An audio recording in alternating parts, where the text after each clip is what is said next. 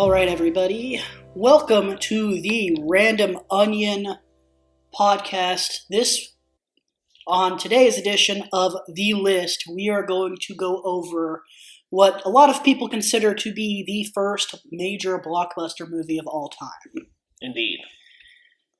And for those of you who don't know what that is, we've been talking about it all week building up to this. It is the 1978 movie Jaws with Roy Schneider, I think is how you pronounce his name.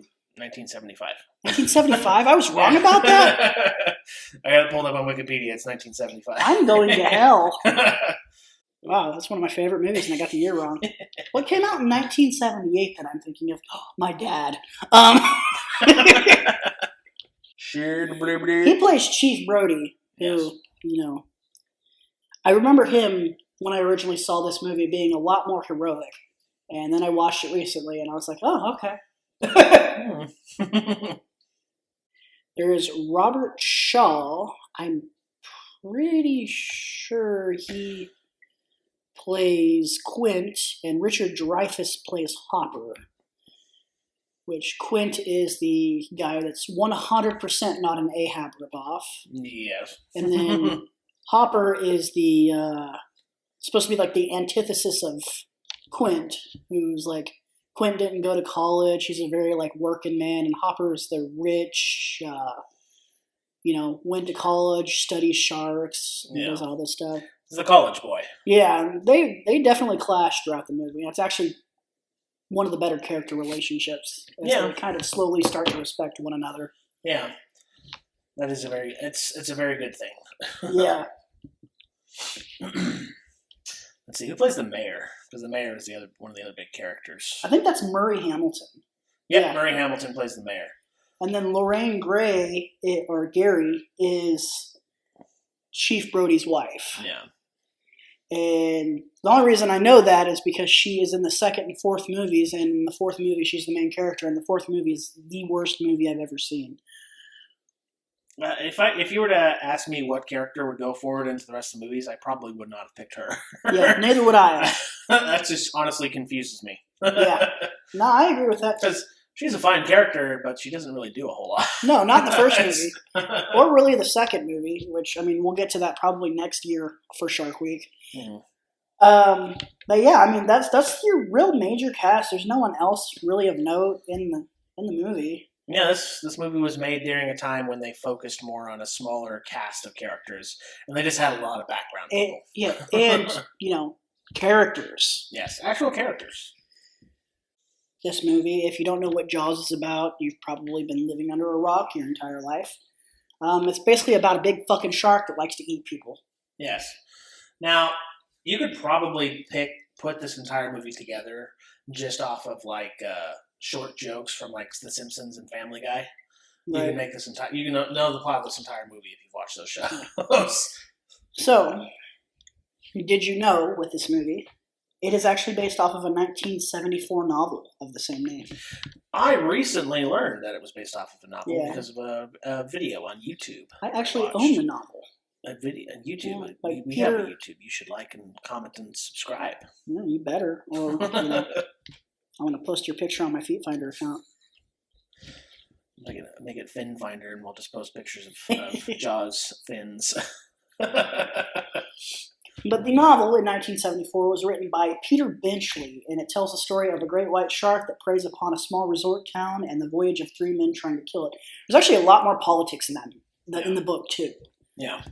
And I think Chief Brody's wife has an affair. No? Drama. Yeah. Which, the novel itself was actually inspired by an actual series of shark attacks. I don't remember where they take place in. So, I don't know if I immediately want to get into this, but the science in this movie and the science in that book are awful. Because there's no real... The thing about it is it's based off the idea of a shark attack or a rogue shark, which is not a thing that exists in real life. They don't. Great white sharks aren't out there trying to hunt for humans. There's no such thing as a man-eater. I honestly always thought this movie was like a supernatural shark. Like, I always thought it was just a weirdly supernatural big shark. Great white sharks don't get up to 25 feet long either. No, they do if you let them live long enough. But that's the problem is that they don't survive. They long don't enough. ever survive long enough. Well, it's because of humans. That's the reason why they don't. No wonder the shark's so pissed off. Because yeah, a great white shark can get 20 to 25 feet long. They can get massive, not as big as a Meg. Yeah, too bad Megs aren't around anymore. I would have liked to have seen one appear in The Little Mermaid. But no, the shark attacks in question that it's based off of are actually basically it's like a town had 3 shark attacks in one day, and it was assumed that it was the same shark that did it. Yeah, so it was in 1916 in New Jersey. Yeah. And it was served as the inspiration for Jaws, but it wasn't even a great white. It was a bull shark. Yeah. Bull sharks are actually more common to attack humans than great whites. Bull sharks fucking swim up the Mississippi. You can find them in fresh water. Yeah, they can do freshwater and saltwater. Yeah. Let's see here. That being said, we are not marine biologists of any sort. I just like watching videos that talk about sciencey stuff. Yeah, and I love sharks. I've loved sharks ever since I was a tot. But if a shark ever tried to attack me, they would find that I'm fun-sized. So, like, you are a tater tot. Yeah, they wouldn't even get a full meal out of me. So, that's gonna be your name going forward, is tater tot. Yeah, no, I'm the mini onion.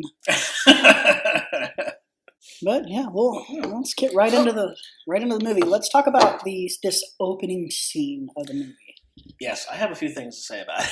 Yeah, I actually took notes for like the first time ever. Yeah. When watching a movie, when I was watching this movie, because and I didn't take them for the whole movie because towards the end of the movie I just kind of started watching it. I'm curious as to how each one of us took the opening to this movie, because I found it over the top silly.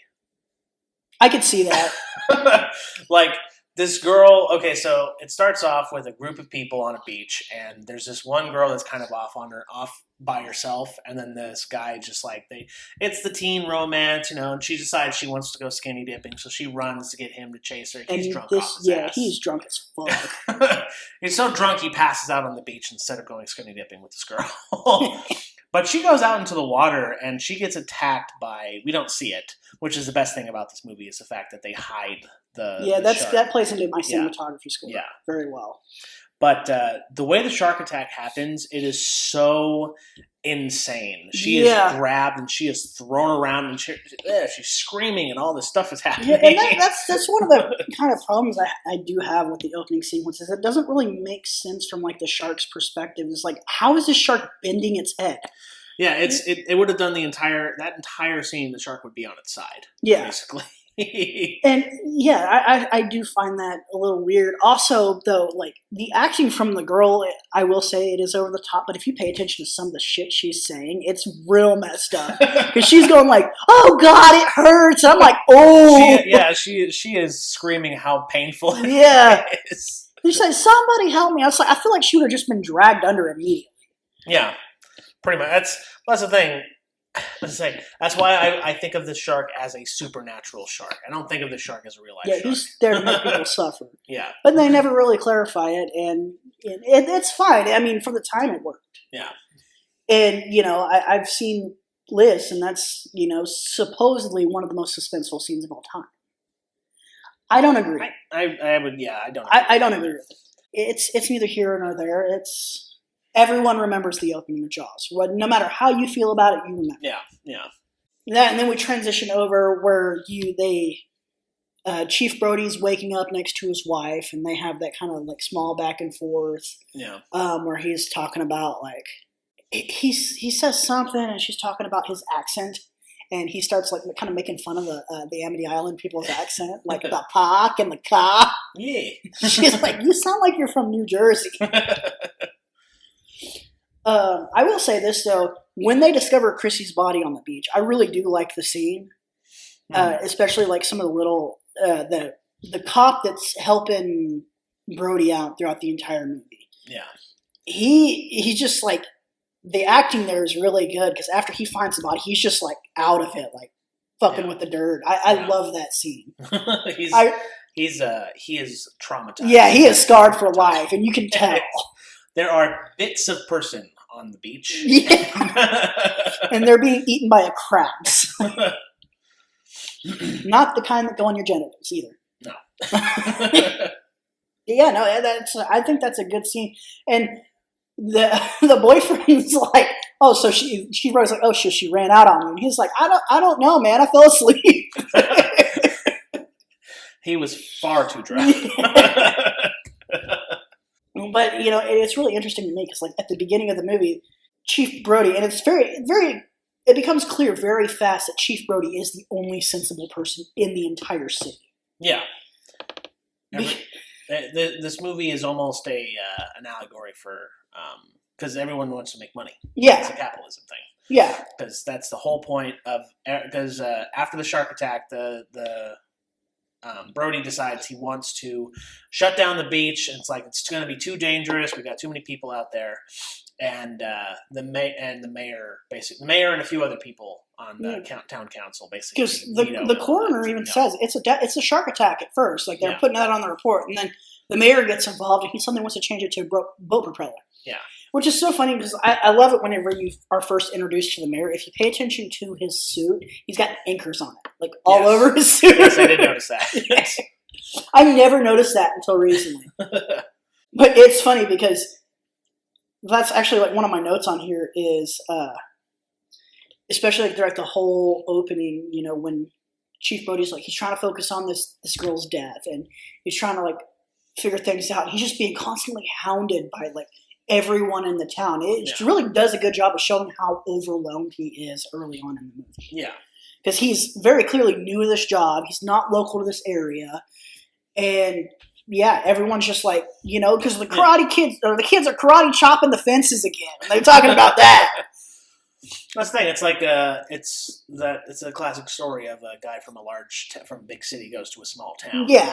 And he takes things a lot more seriously than the town does because small town America is just it's very laid back. Right. Basically. It's funny though. My notes here says that Brody is the only sensible person in Amity. I hate the mayor throughout this entire, and I know you're supposed to, but like the entire movie until he finally it dawns on him that they need to go after the shark. Yeah, and it dawns on him, and even that, like getting further into the movie, we'll get to that point. Yeah, because they veto shutting down the beach, and so all of a sudden we have all these tourists coming in, and that's when we get the next shark attack. Is the guy's on the beach and he keeps looking out in the water and he just every now and then he thinks something's happening. Yes. He's like, no. There's a lot of good fake outs in that scene too. And then you think that there's going to be another fake out, but there's a real. Yeah. My favorite fake out though is the one with the old man. Like you see his head in the water coming towards that woman and then he goes under it and he comes up and he's just like shaking his head back and forth. And then there's a scene when he actually sees the shark and it's a really cool camera shot where it zooms in on him. Everything's moving at a different speed. Yeah. So it zooms in on him, but everything in the background's moving at a different speed than the camera. And it's just specifically to show, oh my God, something's actually happening. Yes. Yeah, and it's little Kittner boy. Yeah. He was begging his mom, like, can I go in there for 5 more minutes? And yeah, she let him. If she didn't let him, he'd still be alive. But, yeah. Someone else would have gotten munched on if it wasn't for that. But yeah, and if you pay attention to the attack itself, like you can see the shark's fins coming up out of the water. It looks like it was brutal. Yeah. Like very, very brutal. And I think on my notes here, I put like that poor kid. Well, it's like going on later on in the movie. I don't want to skip ahead in the plot, but like at the end of the movie, the shark is big enough to be plopping on a boat and swallowing a grown man whole. Yeah. Basically. Which I mean, it could go back to what you're saying that you feel like this is more of a supernatural shark because it made that boy suffer. Yeah. Like bad. Yeah, absolutely.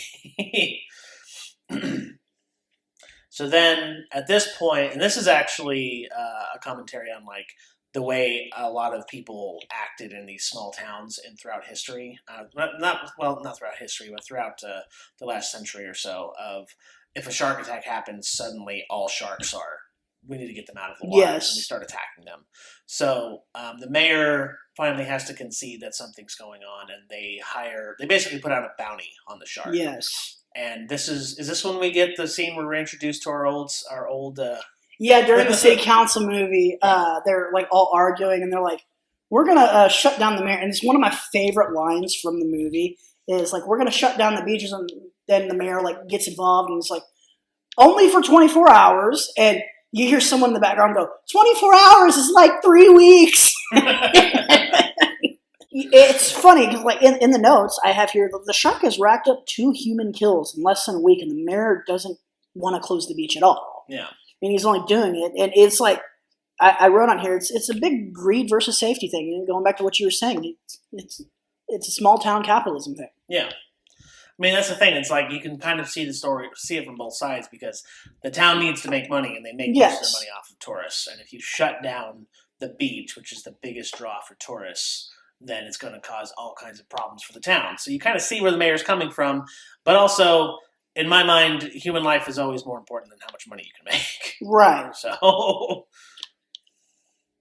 let's see here. And yeah, that's when we get our introduction to Quint, because they're all arguing and he scratches that chalkboard. Yes. That scene has been copied in so many different things. Mm-hmm. I can think they did it in SpongeBob. Of course, in Simpsons and in Family Guy. They've done it in so many different things. Just the old guy sitting and scraping the chalkboard. Yeah. And it's funny because it seems like Quint knows exactly what they're dealing with. Yeah. He's like, I'll find the shark for you for $3,000, but I'll kill him. You're going to have to pay me 10. Yeah. And I mean, yeah, he knows exactly what they're dealing with, and you can tell that he knows. And then he just kind of gets up and walks off. Yeah.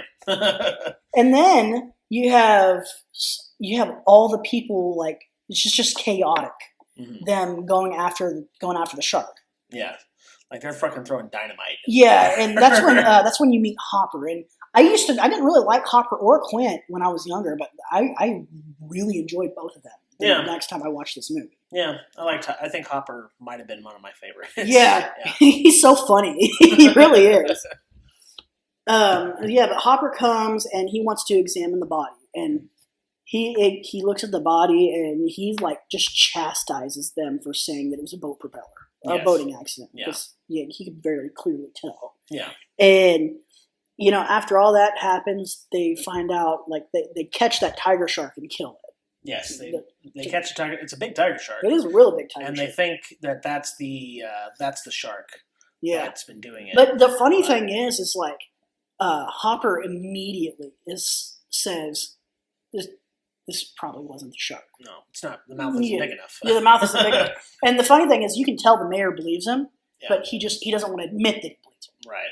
So they're like, well, then let's cut the shark open. And the mayor actually makes a good point whenever he says this, even though he's saying it for the wrong reasons, is we don't want that Kittner boy to spill out all over the docks. Yeah.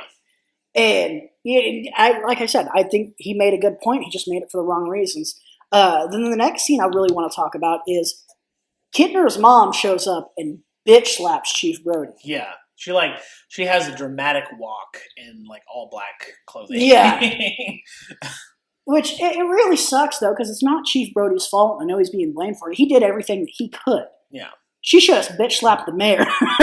Yeah, she should have. But at this point, the mayor is he's seen as the kind of the good guy. Yeah. In the townsfolk's eyes.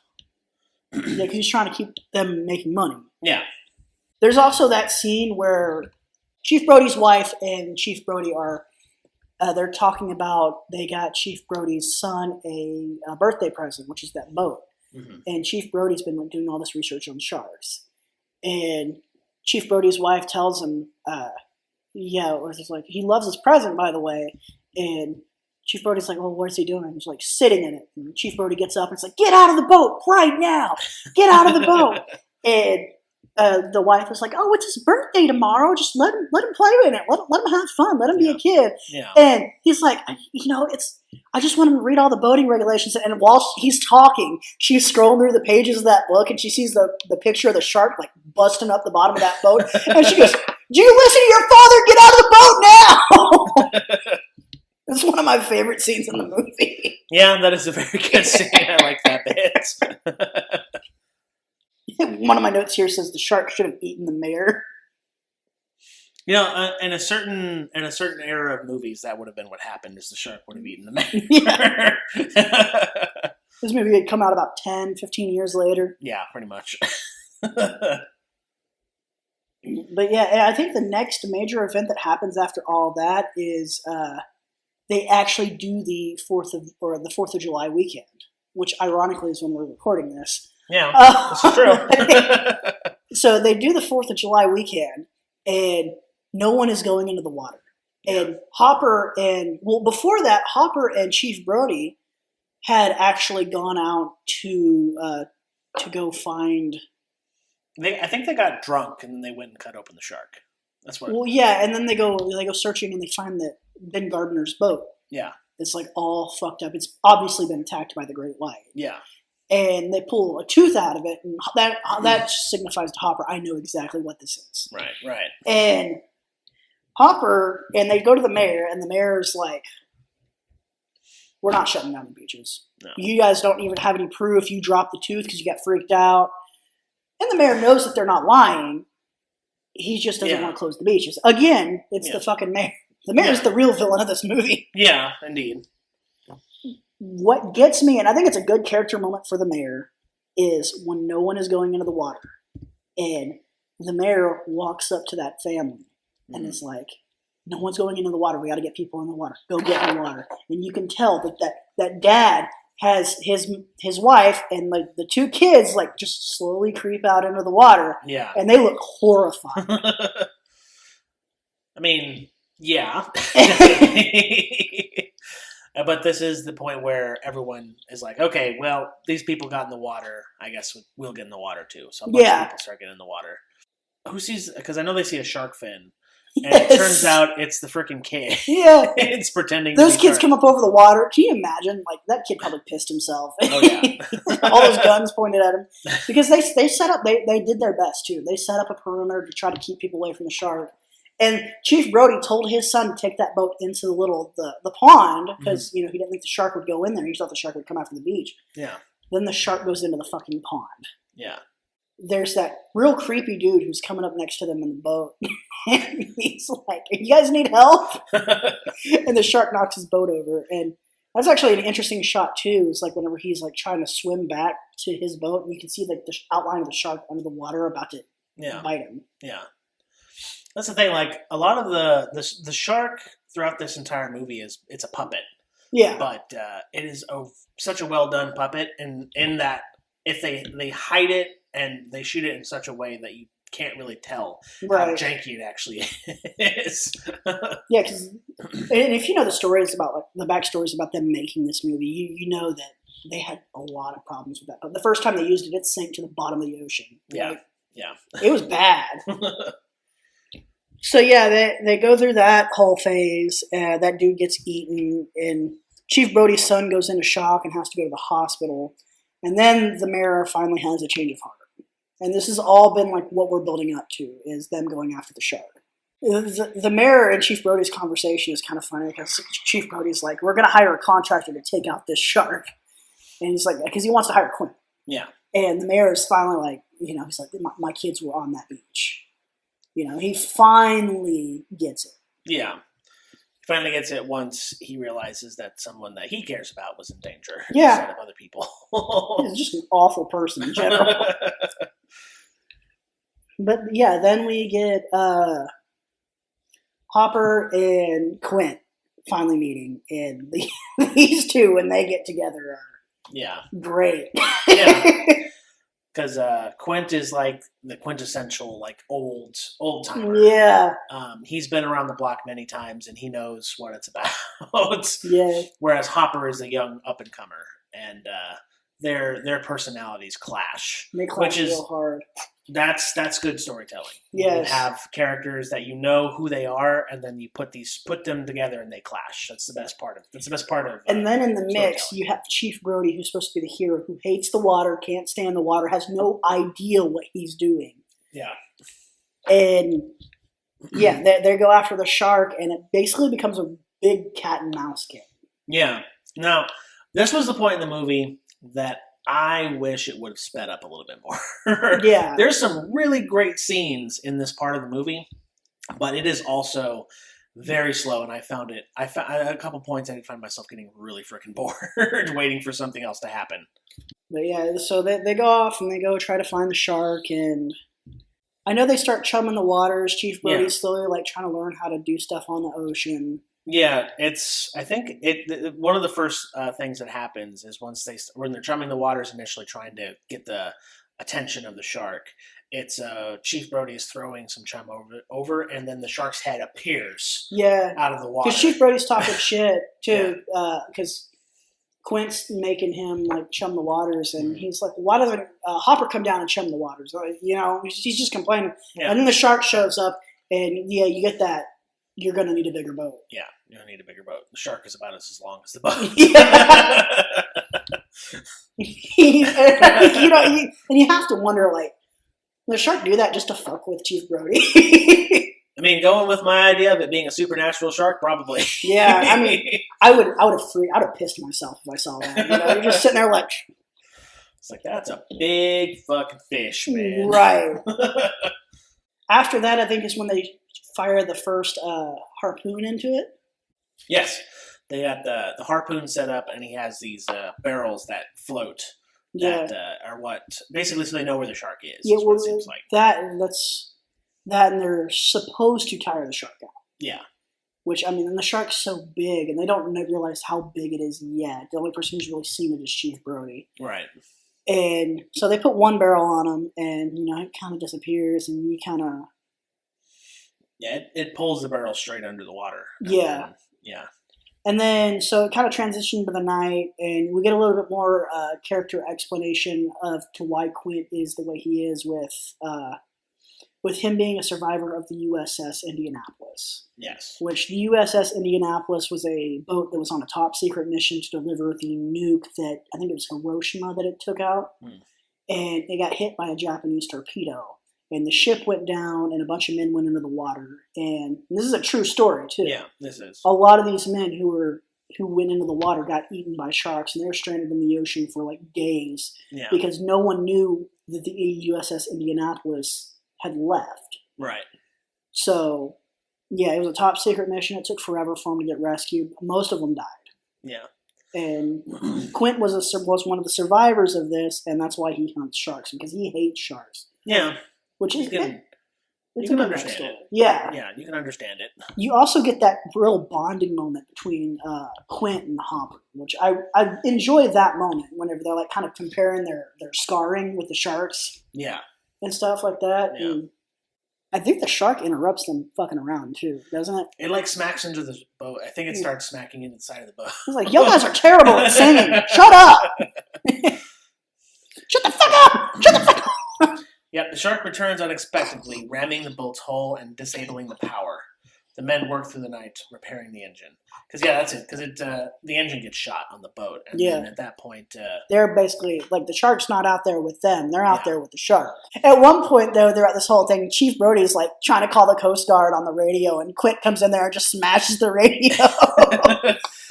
It's really cool because you can tell Quint is slowly going crazy throughout this entire thing. Yeah. Definitely. He is...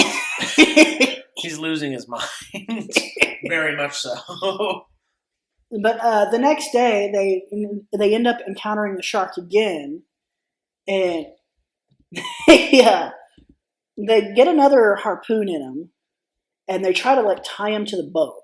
And it just, like, rips the things that they're using to tie him to the boat off. Yeah. And at one point, it like comes up out of the water and it's like chewing the line, and it's like just chewing right through the line, and they're all yelling and freaking out. They're also, once they get the boat fixed, they're trying to move it towards the shallows. The shallows. So it's Quint starts heading towards the shore to draw the shark into shallower waters, but the overtaxed engine fails. Yeah.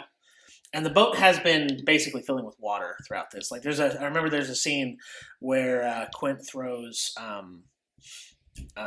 our police chief a pump to pump out the water. Yeah, he just says fuck it. Because he's looking around and like the water's almost ankle deep. I do like that at one point Chief Brody just gets tired of it, takes out his pistol and starts trying to shoot the shark, and it does nothing. Yeah. And we do get a couple good foreshadowing moments too. I thought I put a note in there about it. Yeah, I think we do. That scene earlier in the movie where the shark is like underneath the boat in that picture. Yeah, that's a good foreshadowing what happens with Quint's boat. Yeah, there also is a picture of a shark that has a oxygen barrel in its mouth. Yeah, no, it's got some real good foreshadowing moments. And then there's another scene where Hopper says something about the you screw around with these, they're gonna blow up. Yeah, I remember. Yeah, no, the writing in this one is strong. Yeah, it's Chekhov's gun. Yeah, some more stuff happens. There's a little bit more drama. The boat finally gives out, and they got a third barrel in the shark by this point. Quint's like eventually he's like talking like that shark is like 25 feet long. It's fucking huge. Yeah, I've never seen anything like it. Is this where we're getting to the point where the shark decides to jump up onto the boats? No, we still got like earlier in the movie.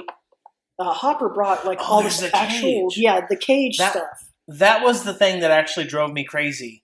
Because I remember them bringing the cage, and I was thinking throughout this entire section, when are they going to use this cage? Because they brought the cage. They're going to do something with it. If they brought the cage and don't do anything with it, I'm going to be irritated. Yeah, and then they use the cage. And I enjoy the scene. I know a lot of people I know some people are like kind of apprehensive about it. I enjoy it. It's when Hopper goes down there to fight the shark, and Quinn's finally like, okay, well, we're going to try Hopper's way. Yeah. And Hopper goes down there to fight the shark, and the shark just tears the cage up. Yeah. And it's like you said, it's an abnormal shark. This is not normal. And that initial scene, like, is very, very suspenseful, like where he's, getting ready with the spear and the shark just hits the back of him. And he loses that was the other thing, because I forgot about the spear. Yeah. I'm just reading it here. He's trying to poison it with lethal injection. Yeah. And he takes the spear and he moves it out of the Yes. And then immediately the shark hits it and it drops. I mean, and it also, like, if anything, it kind of goes with his character of him being kind of young. Yeah. He just didn't really do that the right way. And he didn't think that through. Yeah. And he has the funniest screams underwater because he does it multiple times in the movie. Just,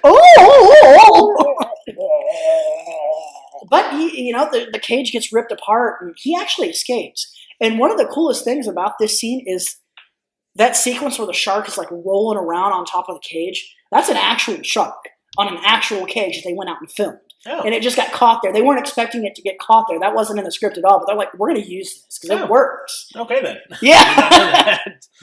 Yeah. That's the kind of shit that goes into old movie making. Shit happens. It's like, oh, that's awesome. Let's just do that. Because they're not focusing entirely on CGI like they do today. Right.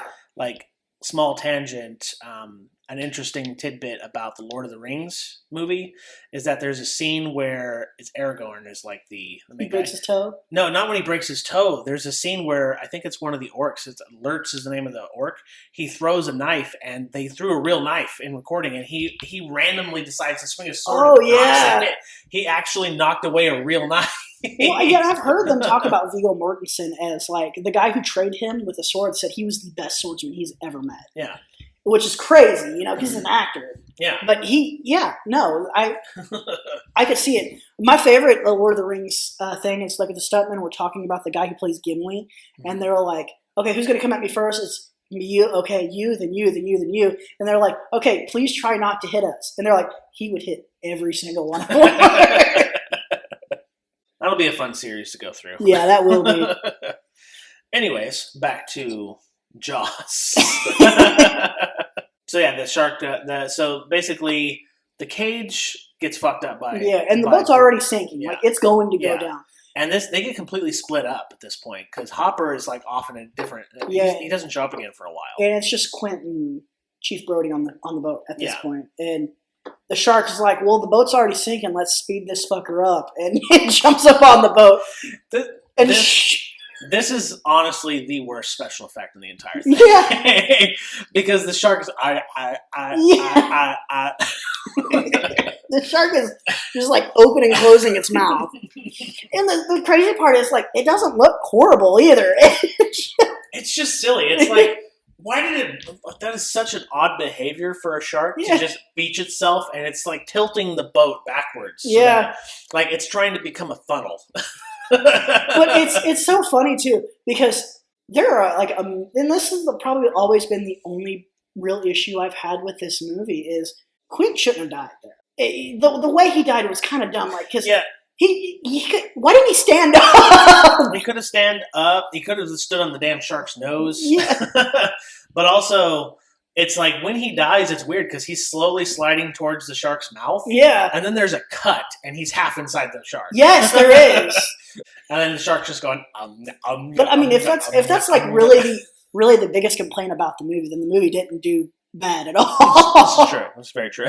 But yeah, the shark just like nom. And when I was little, I loved the scene, but like as an adult, it's just like, oh man, it kind of plays like a kid playing with action. Yes, it does. And it's like, oh, now our big fisherman hero is going to get eaten by the shark. Nom nom nom nom. But it's completely different in the books to how it happens because in the books, Quint gets a harpoon in the shark, and the harpoon gets like caught around Quint's ankle, and he gets yanked under and drowns. That's how Quint dies in the books. Okay. And I guess they felt it would be more. They wanted to make it more cinematic and explosive. Yeah. And then like we finally get the final confrontation between Chief Brody and the shark, where Chief Brody is like, taking matters into his own hands. I guess he gets the M1, the rifle that Quint had used earlier, and a massive spear, and then he crawls up on the mast. The mast, and as the ship's going down, the shark comes after him. Before all this happens, he goes inside the boat, and the shark comes after him, and he like hits it with an oxygen tank, and then throws the oxygen tank inside the shark's mouth. Yes. And then the shark was like, "Oh, that's weird. It's in my throat. I'm leaving." And it's not in his throat. It's like stuck in the side of its mouth. Yeah. So the shark leaves, and then when Chief Brody's going up on the mast, it like reappears, and I don't know what it's trying to do, but he stabs it in the head several times with the spear, and then it just takes the spear from it. It's like, this is mine now. And then I guess the shark is like swims off, and then it's going to come back, and Chief Brody can see it coming back, and you get that. It's one of my favorite movie scenes of all time. Is when the shark is coming at the chief, and he's like trying to shoot the tank, and then he drops that "smile, you son of a bitch," and shoots it, and it blows up, and it's great. I have to praise the fact that there's multiple things happening here because he's shooting at the shark, and he doesn't have perfect aim. Right. Because he's hanging sideways from a mast, and you can see the boat is still sinking as it's happening, as he's shooting.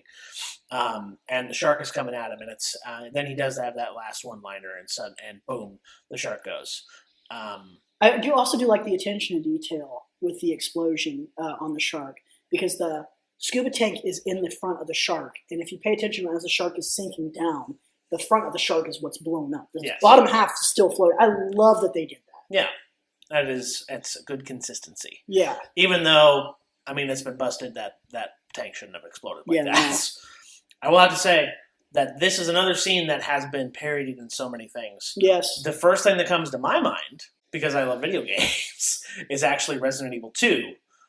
The original PS1 game. I think something kind of similar happens in the remake, but you go down into the sewers and there's a giant zombie alligator that just appears, and you have to run away from it, and you have to run back to a tank. Then you knock the tank off the wall, and then the alligator picks up the tank instead of attacking you, and then you just shoot the alligator and it explodes. Nice. It's corny as hell in Resident Evil 2. But yeah, no, Chief Brody is like, eventually he's in the water by himself, and Hopper just appears again. But you see Hopper get away, so he lived. Yeah. So he and Hopper just swim to shore. They use one of the barrels that's left over. Yeah. They get to shore. They're off there. Yeah, but and it's interesting though, because like initially you were like, okay, how did they get that far on the shore? But then you realize that they were in the shallows too. Like they were trying to go to the shallows, so they're probably not as far from the shore as it looks. But yeah, that's Jaws. That's the movie. Yeah, it is. the first big blockbuster, as we've discussed. I think we said this on BS, our other podcast that you should listen to. The budget of this movie was $9 million. That's an insanely low budget. Yeah. And it made $476 million. Blockbuster. That's Summer where it comes blockbuster. from. That's the positive thing about this movie. The negative thing about this movie is the effect that it actually had on sharks as a whole. Yes. After this movie came out, people just started killing sharks like crazy. Yeah, sharks are actually they're considered a trash fish in commercial fishermen, that you don't have to do anything to stop them stop sharks from being attacked or being picked up in fishermen nets and killed off and all that. Mm-hmm. And now a lot of shark species are endangered because of this movie. Yes. That being said, I don't blame the movie. I blame the people, Well, it's kind of because I actually watched a video about this recently, is the marketing behind it was they wanted to make people scared of the beach. Yeah. That was how they got so many people to go see the movie, because they wanted people to be scared of going in the water. And they absolutely did it. Yeah, it worked. Yeah. It sucks that it happened. It's not going to affect my score of the movie personally, but no, it's just we're talking sad. The movie. But yeah, no, that was Jaws. The first Jaws movie. The best Jaws movie. The only Jaws movie. That's not true. There's definitely more, but that is the best.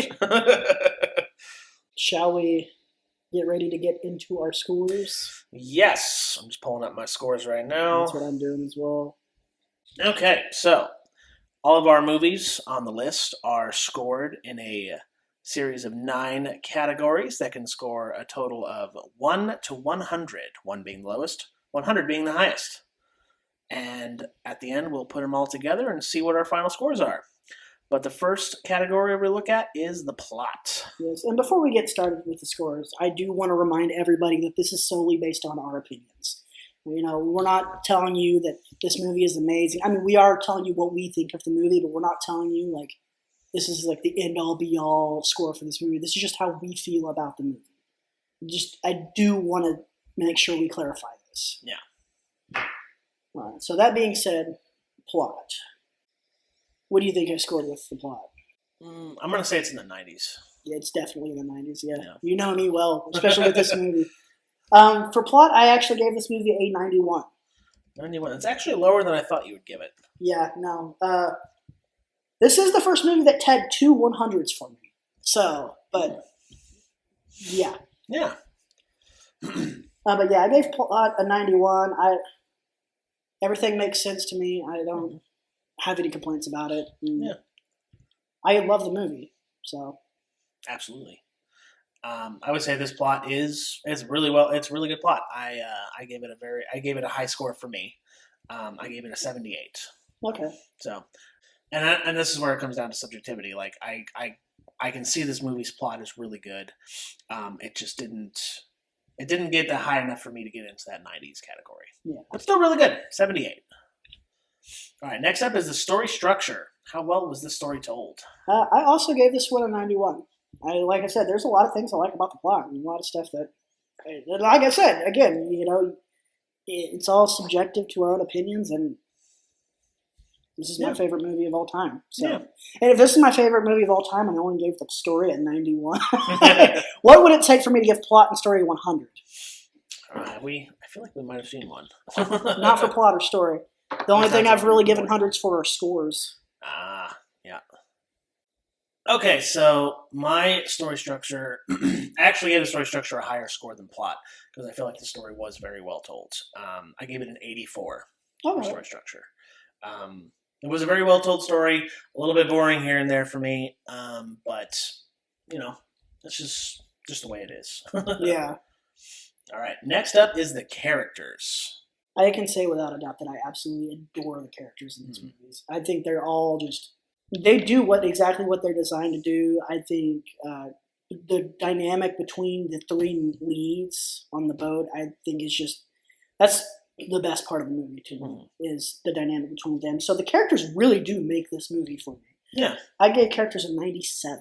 97? Yeah, that's pretty good. Yeah. The characters are They're all really good. I do like how the characters interact. I do think that all these characters are very consistent. I do like. I mean, this is all I can really say. I do like these characters. I'm not trying to just justify my score. Yeah. I gave characters a 75. Okay. That is still a high score for me. I do think the characters. I just feel like there's a couple of bits that there almost seems to be. In my mind, there might be something missing. A few different bits. We have Well, keep in mind it's a '70s movie. I know. They don't yeah. really do complex. Yeah, I know. That's the thing. It's very much like a small town movie. Yeah. I do feel like there's just kind of something missing from it. As to what that could be, I'm not a filmmaker. I can't tell you. I can only tell you how I felt. All right. Next up is world building. World building, I refuse to elaborate. I gave it a 96. I mean, this is one that's hard to really give a score for world building. Yeah. It's an encapsulated story and not necessarily trying to create a universe. Right. Which you don't have to try and create a universe for world building. It's just about like the small town that it's in, and so on and so forth, and the people. I mean, in as it. far as like world building, if you're talking about building the small town, like that again goes into the characters. Yeah. So it's like everybody in the small town is very consistent with what they want, and the themes of how the small town works. They do a good job with that. So I gave world building a 72 because there's just not a whole lot of worlds. Yeah. It's a good world for what's there, but it's just not a whole lot of it. All right. Next up is the acting. I feel like this film was very well acted, especially the standout to me is got to be the old dude that plays Quint. Yeah, I can see that. The only problem I have with him is, like I said, I feel like I can only understand him like a third of the time, or two-thirds of the time. Yeah. He's the standout for me. I think Roy Scheider does a very good job, and I think the other guy does a very good job as well. Yeah. I also think the dude who plays the mayor does an awesome job. Mm-hmm. I gave acting a 96. I'm not biased at all, guys. No. I said I agree. The acting is very well done in this movie. It definitely, in some cases, I feel like it shows its age of it being. Released 100%. In the 70s. That's the only reason why the score was brought down for me was because of that. I mean, I'm judging it based on where it came, on the time that it came from, but also the standards I have today. Yeah. So that's why I gave acting a 78. Okay. Next up is the special effects, which I think is going to be a very interesting conversation. Yeah, no, I love the puppet shark. I do. I love the puppet shark. There are a few janky scenes here and there, but overall that didn't really take away from me. And there's not really too much to complain about for me. I gave it an 88. It's actually one of the lower scores for me in this movie. Special effects for me in this movie is I appreciate them for what they managed to accomplish with so little. Absolutely, I appreciate it. But I had to knock points, quite a lot of points, because of the shark attack in the opening being so goofy, and the Muppet shark at the end going nom nom nom nom, when it's supposed to be this big scene and it's just like nom nom nom, and then like the cut where suddenly Quinn is like out of the mouth. Special effects thing or a cinematography thing? It can be kind of both. It's a little bit of both. So special effects for me got a 57. That's why the special effects and cinematography weren't in the 90s for me, was because of those things you just talked about. Yeah. So, yeah, what's next? Next up is the music, the score. That's something we actually haven't talked about in this video so far. Is the most iconic horror score of all time. Yes, that is quite simply, everyone knows the song. 100. Yeah. I mean, you knew it was coming. Yeah, I can definitely see you giving that a 100. Basically, for the score with me, all of the points I gave it were because of that song. I cannot hum along to anything else in the entire movie. I don't know if there is any other music in the movie. There are some songs that I remember them, but I said, I've seen this movie probably about 400 times. So. Yeah, this is probably the second time I've watched this movie. Yeah. So as all the points I gave it were for the Jaws theme, and I gave it a 68. Okay. All right. Next up is the cinematography. So cinematography for this is actually the lowest score I gave this movie. There's a lot of stuff cinematography-wise that I like, but I mean, going back to what you said, there's, it's not perfect, but I mean, perfect for me would be like above like a 93. Mm-hmm. So cinematography, I gave an 85. Cinematography is very good in this. Like, I can praise a lot of the shots in this movie, specifically like the first scene where he sees the kid being attacked on the beach. That's a very good scene.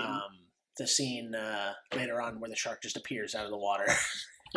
My biggest complaint is there's no like real epic shots. Like. I mean, the most epic shot they have is at the end when he's on the mast sinking. Yeah, and that's a good shot. Yeah, that is a really good shot. I appreciate that shot. There's a lot of small shots that you can really appreciate in this movie too. That's one of the things I really enjoy about it. Yeah. So I gave cinematography a 78. All right, our final category, which could be considered the most important, is the fun category or the entertainment. The value. How much did you like the movie? I already know what your score is, so go ahead. Yeah, you guys already. Despite them not being, grading well with those other two movies, if you guys haven't figured out, I adore shark movies in general, and there are several shark movies that I just am in love with. This was the movie growing up. This was the original shark movie, the first shark movie I'd ever seen. This is the earliest movie I can remember watching.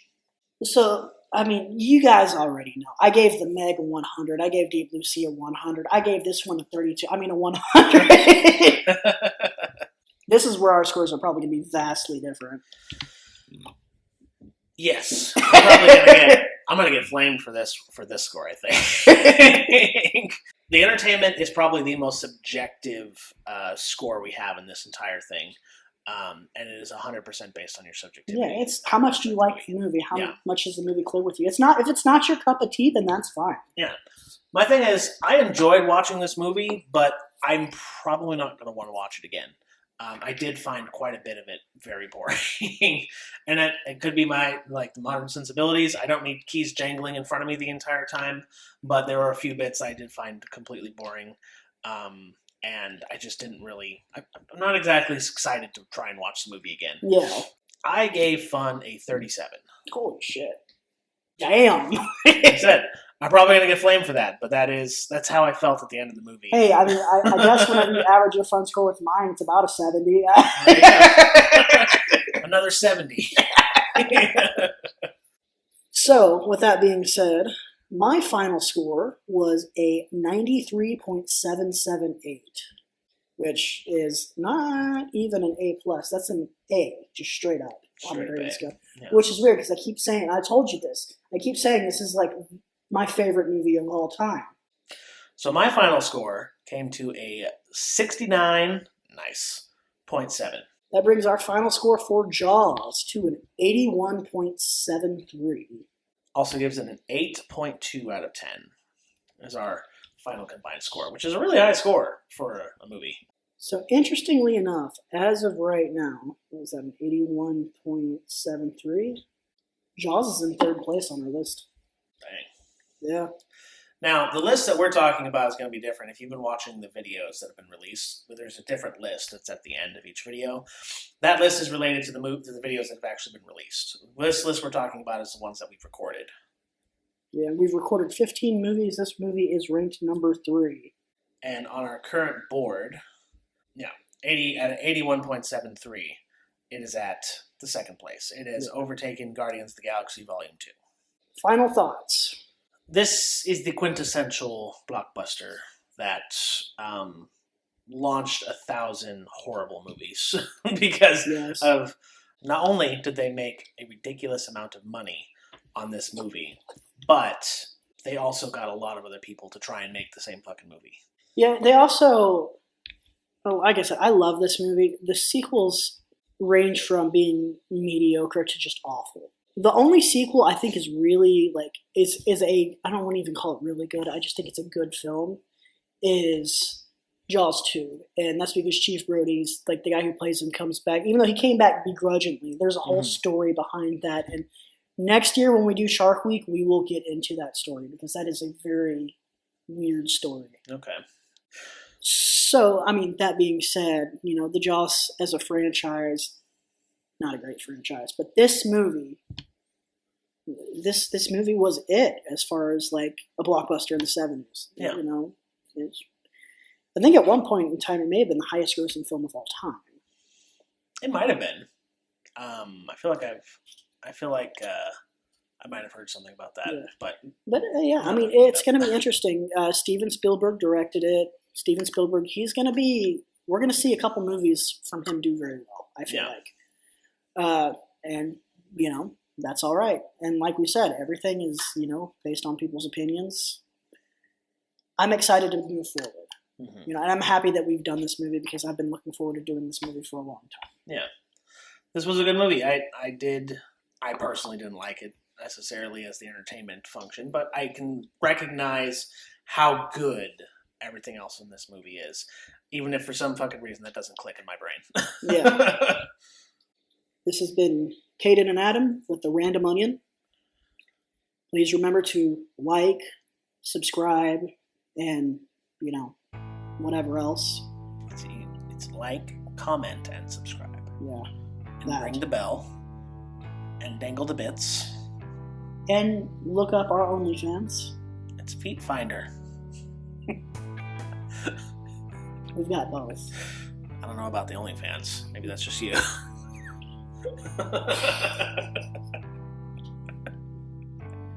You guys want to see my flabby titties? Dangly bits. But yeah, like, comment, and subscribe, all that good stuff. And everybody, go fuck yourselves.